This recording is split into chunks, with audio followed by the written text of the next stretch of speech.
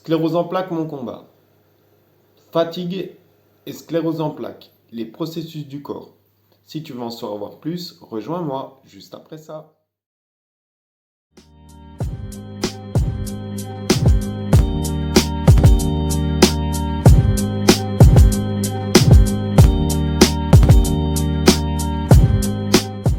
Bonjour à tous, pour ceux qui ne me connaissent pas, c'est Anthony Lessu, vous êtes bienvenue sur ma chaîne Sclérose en plaques, mon combat.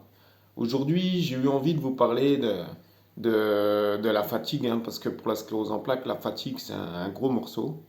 Et tout simplement, je commence cette petite série de vidéos sur la fatigue et la sclérose en plaques par la base pour moi, c'est-à-dire les différents métabolismes du corps, donc les différents secteurs d'énergie que le corps a besoin pour fonctionner.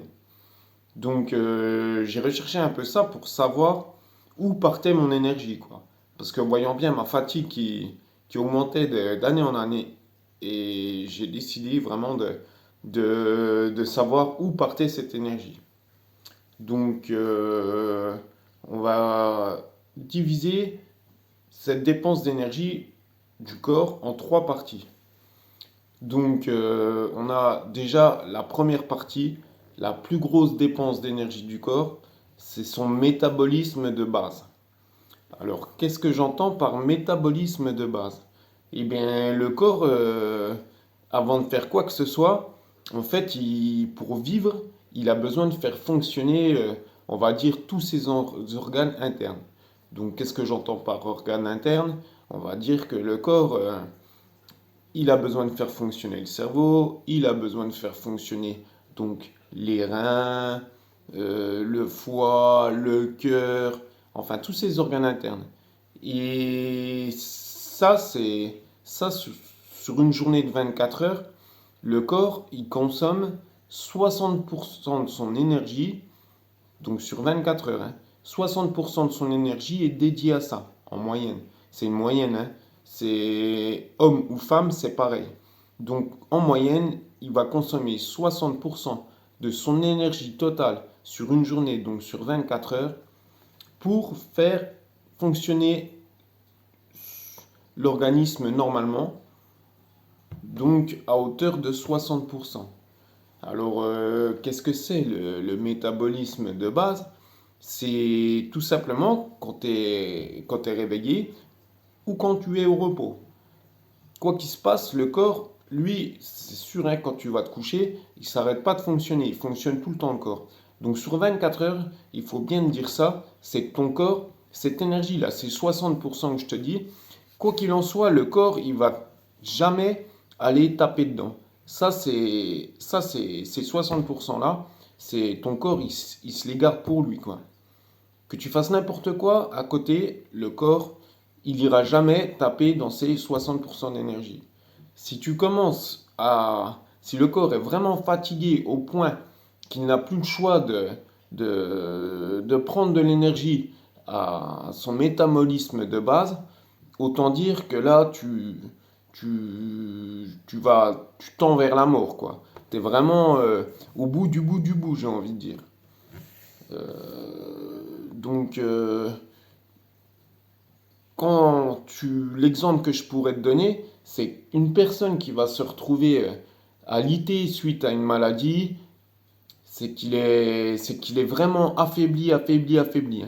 C'est que le corps, en fait, il a plus d'énergie pour lui permettre de faire fonctionner son métabolisme actif, j'ai envie de dire, et sa thermogénèse, quoi. Ça, c'est les deux autres postes de la dépense d'énergie journalière du corps. Donc, le premier poste, comme je te l'expliquais, c'est le métabolisme de base. Donc, on va prendre le deuxième poste, la thermogénèse. Qu'est-ce que j'entends par thermogénèse? En fait, la thermogénèse, le corps, toute la journée, même la nuit, je veux dire, il a besoin de réguler sa température. Tu vas me dire pourquoi il régule sa température. Parce que le corps, la température du corps, c'est à peu près 37 degrés. Et si tu veux, dans la journée, ça fluctue en fonction de tes prises alimentaires, par exemple, et en fonction de la température extérieure, hein, où tu évolues, ton environnement. Et le corps, lui, il tend toujours à être à 37 degrés. Pourquoi? Parce que le bon fonctionnement, pour faire fonctionner correctement ces organes, il faut que la température du corps soit toujours de 37 degrés. Donc le corps, lui, il essaye toujours de rester à 37 degrés. Donc tu vois bien, quand tu es malade, le corps, il lutte et tout ça, et il va monter en température. Donc la thermogénèse, en fait, c'est ça, hein. Et quand il fait relativement froid, ton corps, il a tendance à baisser en température. Et donc le corps, lui, si tu veux, il a une toute petite marge, quoi, hein. Je veux dire, dès que tu vas passer en dessous de 35 degrés, il va y avoir des problèmes qui vont se mettre en place. Et dès que tu vas monter au-dessus de 38 degrés, maximum 39 degrés, là, tu vas aussi aller vers des problèmes. Donc le corps, lui, il essaye toujours de rester à 37 degrés. Donc ça, c'est la thermogénèse. Et ça, en gros, sur une journée de 24 heures, hein, donc parce que c'est tout au long de la journée que ton corps il régule toujours la température, du moins qu'il essaye de garder une température constante, ça c'est de l'ordre de 10 à 20% d'énergie. Ça c'est son deuxième poste d'énergie. Alors ça, le corps par contre, sur la thermogénèse, quand tu es relativement fatigué, comme moi je le suis, dû à une sclérose en plaques, comment ça s'appelle? Il tape dans cette énergie pour faire autre chose. Alors que le métabolisme de base, le corps, il va jamais puiser dedans. C'est bien là la différence. Puis après, donc 60% de métabolisme de base, 10 à 20% de thermogénèse. Donc tu vois bien qu'on arrive à 70-80%. Il nous reste entre 20 et 30% pour le métabolisme actif. Ça, c'est la troisième partie. Donc le métabolisme actif, qu'est-ce que c'est? Le métabolisme actif, ça va être toute la gestuelle, le déplacement, en fait tout ce que ton corps il peut. Tu fais quand, par exemple, je te parle, là je bouge les bras et tout, ça c'est le métabolisme actif. Ça c'est, même quand tu dors, le métabolisme actif, certes, le corps va dépenser moins d'énergie, mais le métabolisme actif, quand tu dors, tu te retournes, donc ça, même si la dépense d'énergie pour le métabolisme actif pendant la nuit, elle est vraiment diminuée, elle est quand même là. Donc ça, c'est les trois principaux dépenses d'énergie du corps dans une journée complète sur 24 heures. Donc je récapitule. Le métabolisme de base. Donc ça, c'est pour le fonctionnement de ton corps. À hauteur en moyenne de 60%, que tu sois une femme ou que tu sois un homme. Puis après, la thermogénèse. Donc, la régulation de ta chaleur corporelle. Donc ça, c'est pareil, c'est toute la journée, à hauteur de 10 à 20%. Et ensuite, le dernier poste pour le corps, c'est le métabolisme actif. Donc ça, c'est pour te mouvoir, faire des mouvements, te déplacer, te permettre de parler. Enfin voilà. Donc là, le corps, il tape dedans, dans ce métabolisme actif. Pourquoi? Parce qu'en fait, je sais pas moi, tu t'en rends compte.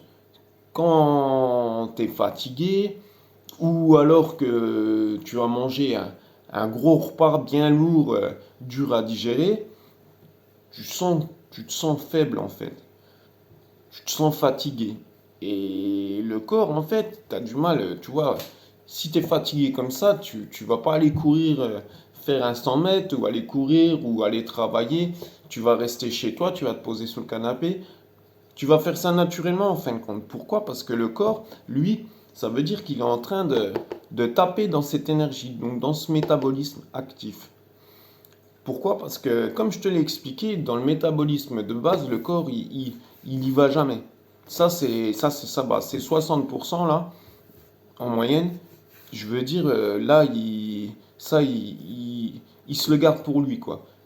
Et si en dernier recours, tu n'as plus d'énergie, donc tu n'as plus de métabolisme actif, il a grillé comment ça s'appelle, les 30% de ce métabolisme-là. Donc il va taper dans la thermogénèse. Donc dans la thermogénèse, imagine-toi que s'il mange un petit peu d'énergie là, je veux dire, il te reste plus d'énergie. Donc tu finis, t'es out, hein, t'es sur un canapé ou dans un lit, tu peux plus bouger. Tu vas devenir frileux, tu vas avoir froid ou tu vas avoir chaud.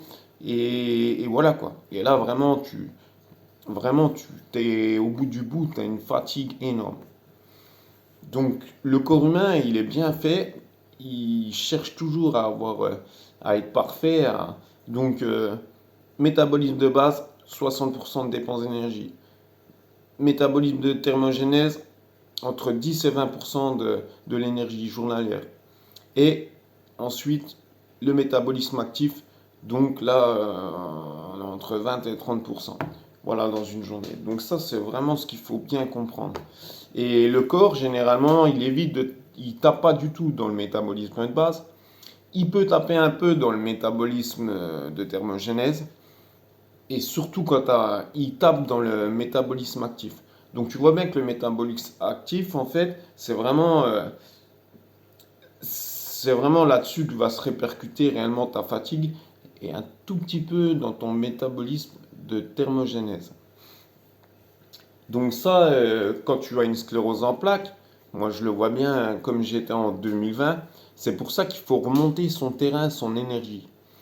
Et il y a plein de petites choses sur lesquelles tu peux jouer pour remonter cette énergie. Et surtout, moi je le vois bien, hein, en fin 2020, là, j'étais complètement fatigué. Et du coup, dès que je faisais, comme je l'ai expliqué déjà dans d'autres vidéos, dès que je faisais une petite action, que j'activais mon métabolisme actif, en fait, je faisais, comme je le disais, je passais de ma cuisine à mon salon avec mon fauteuil roulant. Déjà, j'avais du mal. Et en plus, j'étais tout de suite fatigué. Et j'avais du mal à récupérer de ça. Pourquoi? Parce qu'en fait, le corps, il utilisait quasiment toute son énergie pour le métabolisme de base, comme je l'ai dit.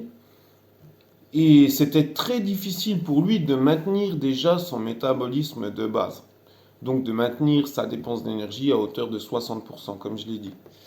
Et puis après, fin 2020, j'avais toujours froid dans les membres inférieurs. Donc vraiment, j'avais les mollets, les pieds qui étaient congelés constamment toute la journée.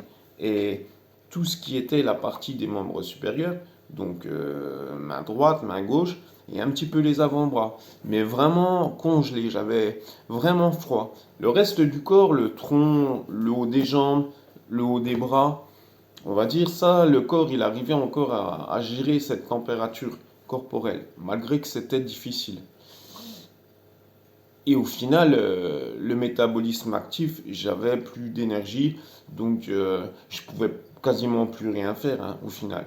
Donc j'étais pas encore jusqu'à être alité, donc allongé dans un lit à ne plus pouvoir rien faire, mais j'en étais pas loin. C'est pour ça qu'en 2021, j'ai mis plein de choses en place et forcé de la mettre, ça fonctionne. C'est pour ça que je reviens vers toi pour t'expliquer déjà les bases, comme je le fais sur cette vidéo.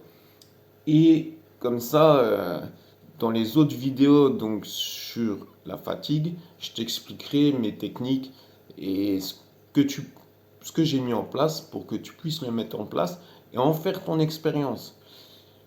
Euh, Pourquoi je dis en faire ton expérience? Parce qu'il n'y a pas le choix. Je veux dire, l'être humain, chaque personne est différente. Donc ce que je fais moi pour moi, c'est pas dit que ça fonctionne pour toi. Donc c'est toujours à mettre par rapport à toi. Ne prends pas mes paroles comme des paroles d'évangile. Tu peux regarder sur Internet ce que je te dis. Le métabolisme de base, le métabolisme de la thermogénèse et le métabolisme actif. Mais ça, tu peux, toi, te faire ton idée. Moi, je t'amène à aller voir ça. Moi, je ne les ai pas inventés, hein. Je suis pas un professeur, je suis pas un médecin. Moi, c'est juste que j'ai cherché vraiment, avant de savoir sur quoi travailler, comment fonctionnait déjà la base de mon corps, quoi. Donc, je fais un petit récapitulatif.